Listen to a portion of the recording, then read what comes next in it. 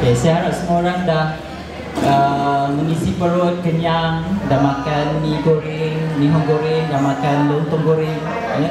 Saya tak makan sebab saya rasa macam kalau saya makan nanti saya mengantuk dan saya tak berfikir, saya tak boleh cakap. Tapi rasa rugilah tengok lontong goreng itu memanggil betul. Okey. Jadi untuk waktu-waktu yang sebegini, dengan suasana yang sebegini, sejuk, kita jangan cakap panas, nanti mind kita rasa panas-panas.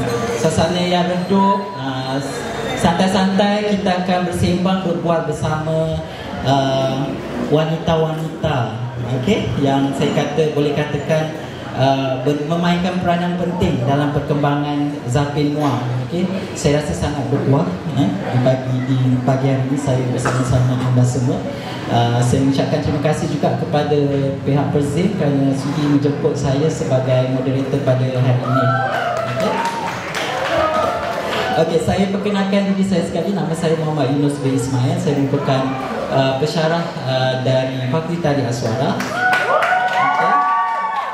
Saya ingin memperkenalkan puan yang cantik manis di sebelah saya ini, iaitu Nur Irwani, Puan Irwani Abidin, berperanan sebagai Ketua Jurulatih Persatuan Zapin Muar. Okey, yang di sebelah, yang di tengah tu Puan Wan Syafazila Wan Arifin, merupakan penerus Zapin Pak Lipat. Okey, alright. And then yang ketiga Puan Nurul Hidayah Muhammad Yusof, merupakan Cik. Okey, maafkan saya Cik Alright, ada kekosongan di situ.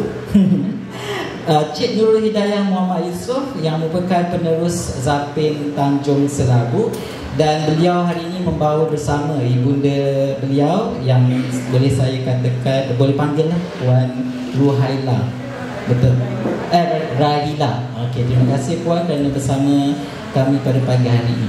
Okey, saya sangat-sangat teruja sebenarnya pagi ini kerana dapat berbual dan bersembang tentang Zapin Muar. Terutamanya bila kita tengok malam semalam, saya berasa macam sesuatu tenaga yang sangat-sangat kita susah nak dapat di tempat lain. Yang mana saya melihat orang-orang kampung bukan saja pemuzik dia, penari sahaja, tetapi semua yang saya lihat orang-orang kampung yang di belakang tu, terutamanya mereka sangat-sangat menghargai kesenian Zapin itu sendiri.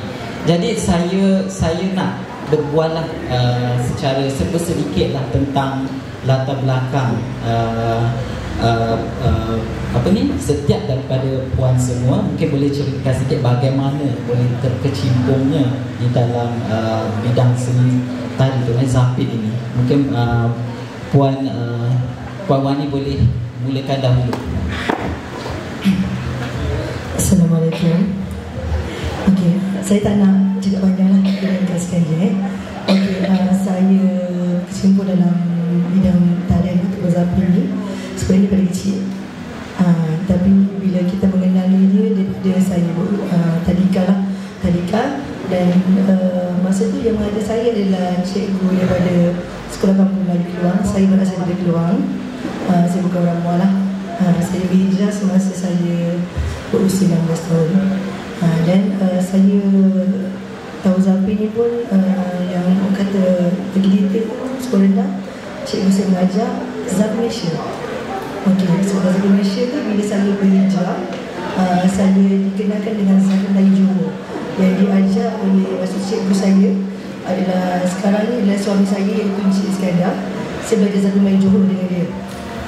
Okey, lepas tu selepas itu saya dihantar oleh daerah untuk kursus di Jabatan Pegawai Negeri di Residen Johor. Maksud daripada situ lah kita belajar lah. Tapi dalam masa yang sama, apabila saya berusia 16 tahun tu, saya dah mula mengikuti masa tu cikgu saya lah, Encik Iskandar. Dia mencari dari Zapin yang ada di Muar lah. Jadi kita cari Zapin dengar. Masa tu yang ada Zapin dengar, itu Ginjal pun dah ada. Tapi yang paling lama dengar lah Zapin dengar tu kira kita belajar dulu dengan workshop. Jadi workshop tu dia ada lagi, sepatutnya dihadir pada semalam, tapi disebabkan bukan masalah kesihatan dia, so dia tak datang semalam tu. Jadi Zapin dengar ni orang kata kita Zapin kelam lah, dia pendek kan. then berkembangnya saya belajar tu masa saya umur 16 sampai sekarang. Bermakna benda tu masih lagi sama lah benda tu. Okey, saya tak cakap panjang, nanti kita sambung lagi part untuk pensiaran lagi. Apa kita ada banyak lagi boleh kongsi bersama. Okey, awal muka tahun macam saya sebenarnya saya berasal dari Batu Pahat Johor. So samalah kita kalau orang Johor ni belajar zapin mesti kita mula dengan zapin yang di daerah itu sendiri ataupun kita akan belajar zapin Malaysia ke, zapin Melayu Johor ke. Jadi pengalaman tu lebih kurang sama juga. Okey, Fazila. Okay, Assalamualaikum. Terima kasih Cik Yunus. Okey, saya berkenal dengan zapin ni, saya rasa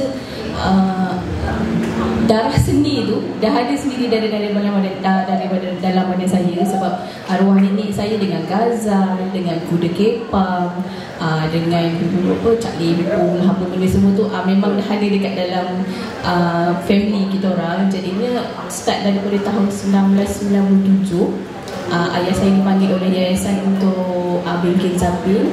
So dia bawa anak dia pergi, ayah main muzik, anak menari. Jadinya saya daripada sekolah rendah sampailah ke sekolah menengah, memang meratalah pergi main zapin ni. Ada rewang ke main zapin, memang kita dengan wak-waknya apa semua, tu memang daripada kecil lagi lah. Untuk zapin Pak Lipat ni, arwah Amin ni saya kenal dengan kumpulan zapin Sri Serumpun tu. Memang dia bawa tu, saya menari dengan kumpulan dia sampai saya kahwin. Lepas tu saya kahwin, saya berhijrah ke KL pula, sampai PKP. Bila PKP, arwah Amin meninggal, kat situ macam kesedaran untuk saya macam tak ada siapa yang nak teruskan zapin Pak Lipat ni. So family kita orang ambil untuk teruskan. Terima kasih. Alhamdulillah lah, sebab kesedaran tu betul. Dia bila Puan Sri terlibat bersama keluarga, mungkin kata orang tu bila hilang tunggu berganti, proses mewarisi dan meneruskan tu memang penting. Kalau kita sendiri tak sedar, mungkin orang lain akan abaikan, apalagi keluarga sendiri kan. Okey, Cik Hidayah pula bagaimana? Baik, Assalamualaikum. Selamat pagi. Okey, bagi saya pula bermulanya saya dalam industri seni ni masa tadika lagi lah. Tadika ni mak saya mengajar tadika tu. Dia bermula dengan joget. Dan selepas tu pada tahun 1949 saya bermula, mak saya jumpa dengan kawan saya Petani Selabu. Dan dari situ, masa tu saya belajar juga. Terus start dari situ saya belajar. First saya belajar terapi Tanjung Selabu dengan kawan sekali lah, bersama kumpulan yang mak saya tubuhkan pada masa itu. Daripada situ juga seterusnya bila dah dalam dunia zapin ni, saya ikut mak saya mana saja. Bengkel jurulatih, bengkel zapin, apa-apa zapin semua saya ikut lah. So sampai sekarang ni saya masih giat lah. Terima kasih. Mungkin maknya kan bunda boleh ceritakanlah bagaimana peranan Puan dalam mengajar anak ni, and then mengharapkan supaya anak ni mewarisi dan terus memperkembangkan. Sebenarnya, Assalamualaikum warahmatullahi wabarakatuh. Pagi. Sebenarnya dia bermula daripada saya menemukan satu kumpulan zapin. Saya tak mengajar dia. Saya mengajar kumpulan saya untuk masuk pertandingan. Bila saya dapat langkah Tanjung Selabu ni daripada arwah Cik Yusof, jadi saya mengajar. Dalam masa mengajar dia merhati dan bila dia ada masa keluar, dia belajar langkah tu. Sampai satu masa bila saya dah tak buat lagi, saya berhijrah daripada Kota Tinggi, saya balik semula ke Kampung Tian. Saya dah tak buat lagi, dah zapin. Saya dah tutup buku lah. Saya dah tak ada kumpulan, tak ada apa. Tapi saya tak sangka yang dia simpan langkah-langkah yang 10 langkah tu sehingga sekarang. Sehinggalah Prof mengajukan yang dia nak balik semula langkah ni, itu bermulanya lah dia tunjukkan langkah tu pada Prof. Tu je. Mungkin bila dengan anak sendiri lebih senang untuk ibunya macam kalau ada langkah-langkah yang tak ingat ataupun nak diperbetulkan, dengan anak lebih senang, lagi cepat nak menyalurkan talent Zapin itu. Okey, baik, terima kasih.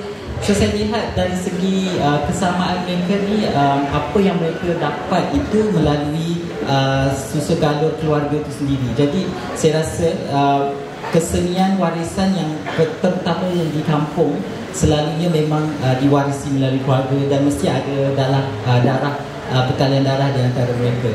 Okey, sekarang kita nak tertumpu kepada zapin-zapin yang perempuan semua amalkan ataupun praktiskan kepada di daerah Muar ni. So semalam saya lihat memang setiap zapin memang ada keunikan dia sendiri. Dia ada yang berpusing, ada yang ada berpatah, ada yang berjingkit.